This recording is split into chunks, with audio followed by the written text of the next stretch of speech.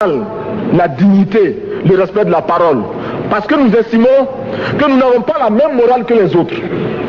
Entre le riche et le pauvre, il n'y a pas la même morale.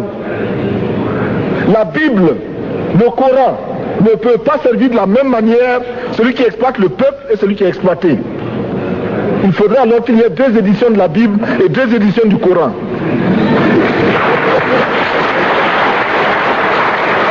Nous ne pouvons pas accepter qu'on nous parle de dignité. Nous ne pouvons pas accepter que l'on nous parle de mérite de ceux qui payent et de perte de confiance vis-à-vis de ceux qui ne paieraient pas. Nous devons au contraire dire que c'est normal aujourd'hui.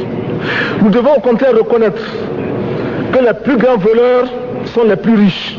Un pauvre, quand il vole, ne commet qu'un larcin ou une peccadille, tout juste pour survivre par nécessité. Les riches, ce sont eux qui volent le fisc, les douanes et qui exploitent le peuple. Monsieur le Président, ma proposition ne vise pas simplement à provoquer ou à faire du spectacle. Je voudrais dire ce que chacun de nous pense et souhaite. Qui ici ne souhaite pas que la dette soit purement et simplement effacée? Celui qui ne le souhaite pas, il peut sortir, prendre son avion et aller tout de suite à la Banque mondiale payer. Tous nous souhaitons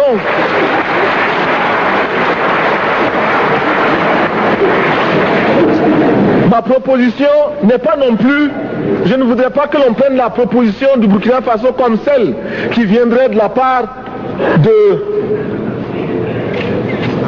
de jeunes sans maturité, sans expérience.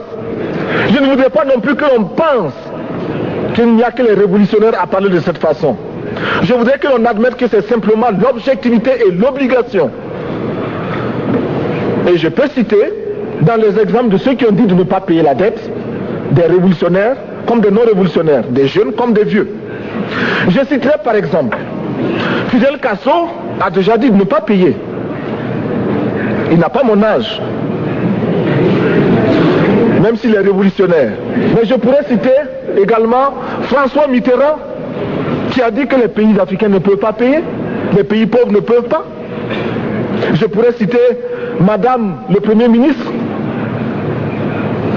Je ne connais pas son âge et je m'en voudrais de le lui demander.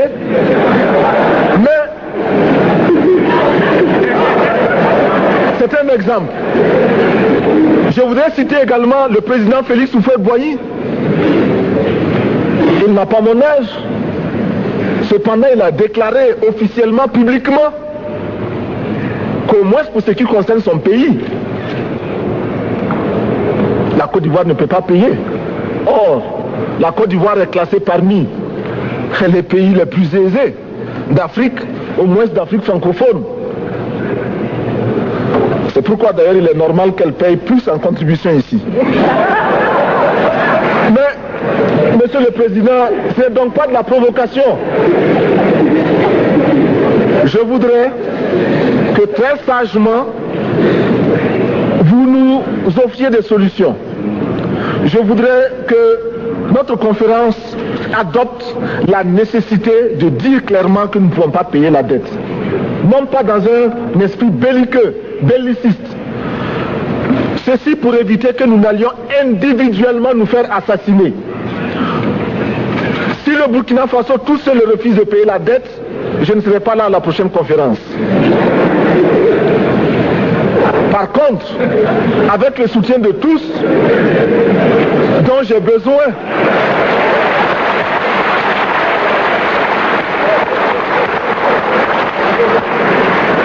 avec le soutien de tous, nous pourrons éviter de payer. Et en évitant de payer, nous pourrons à notre développement.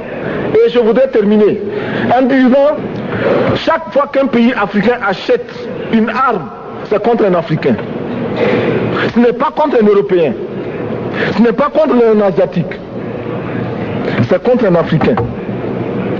Par conséquent, nous devons également, dans la lancée de la résolution de la question de la dette, trouver une solution au problème de l'armement. Je suis militaire et je porte une arme.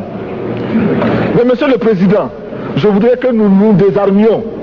Parce que moi, je porte l'unique arme que je possède et d'autres ont camouflé les armes qu'ils ont. Alors,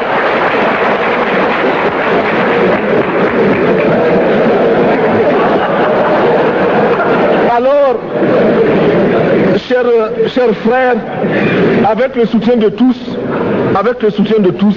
nous pourrons faire la paix chez nous. Nous pourrons également utiliser ces immenses potentialités pour développer l'Afrique, parce que notre sous-sol sont riches. Nous avons suffisamment de bras et nous avons un marché immense, très vaste, du nord au sud, de l'est à l'ouest. Nous avons suffisamment de capacités intellectuelles pour créer, ou tout au moins prendre la technologie et la science partout où nous pourrons les trouver. Monsieur le Président, faisons en sorte que nous mettions au point ce front uni d'Addis Abeba contre la dette. Faisons en sorte que ce soit à partir d'Addis Abeba que nous décidions de limiter la course aux armements entre pays faibles et pauvres. Les gourdins et les coutelas que nous achetons sont inutiles. Faisons en sorte également que le marché africain soit le marché des Africains. Produire en Afrique, transformer en Afrique et consommer en Afrique. Produisons ce dont nous avons besoin et consommons ce que nous produisons au lieu d'importer. Le Burkina Faso est venu vous exposer ici la cotonnade produite au Burkina Faso, tissée au Burkina Faso, cousue au Burkina Faso pour habiller les Burkinabés. Ma délégation et moi-même, nous sommes habillés par nos tisserands, nos paysans. Il n'y a pas un seul fil qui vienne de l'Europe ou de l'Amérique. Je ne fais pas un défilé de mode, mais je voudrais simplement dire